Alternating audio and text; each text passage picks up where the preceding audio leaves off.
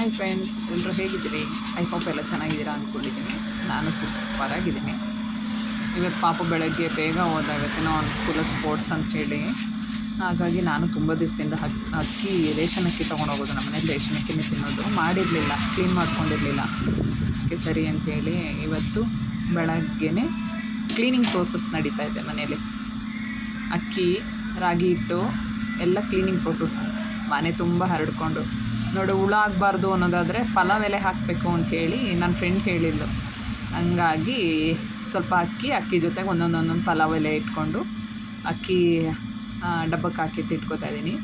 ಹೌದು, ಪಲಾವ್ ಎಲೆ ಹಾಕಿದ್ರೆ ಹುಳ ಆಗುತ್ತೆ ಸರಿ ಅಂಥೇಳಿ ರಾಗಿ ಹಿಟ್ಟನ್ನು ಮಿಲ್ ಮಾಡಿಕೊಂಡು ಸ್ವಲ್ಪ ಹೊತ್ತು ಹೊರಗಡೆ ಇಟ್ಟಿದ್ದೆ. ಬಟ್ ಆದರೆ ಒಳಗಡೆ ಇಡೋದು ಮರ್ತೋಯ್ತು.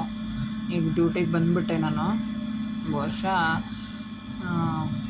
ನೆಂದೋಗುತ್ತೆ, ಹೋಯ್ತು ರಾಗಿ ಹಿಟ್ಟು.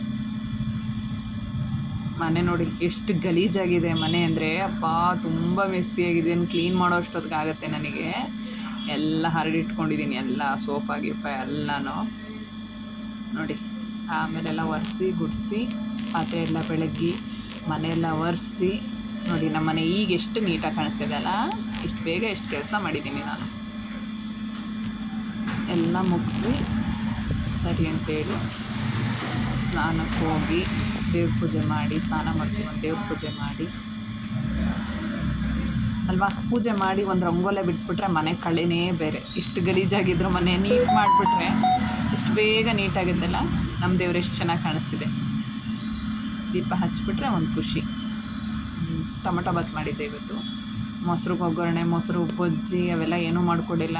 ಡೈರೆಕ್ಟ್ ಟೊಮಟೊ ಬಾತು ಸೂಪರಾಗಿತ್ತು. ಟೇಸ್ಟ್ ಮಾತ್ರ ನನ್ನ ಮಗನ ಫೇವ್ರೇಟು. ಬಟ್ ನನ್ನ ಮಗ ಇಲ್ಲ, ಬಂದು ಸಾಯಂಕಾಲ ತಿಂತಾನೆ. ಡ್ಯೂಟಿಗೆ ಹೊರಟೆ.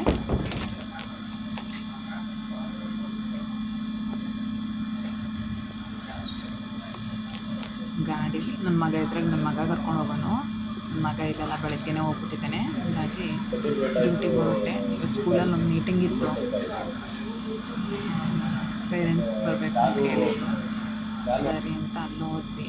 ಬಂದೊಂದು ಬ್ಲೌಸ್ ಹೊಲಿದೆ, ಇನ್ನೂ ಒಂದು ಹೊಲಿತಾ ಇದ್ದೀನಿ.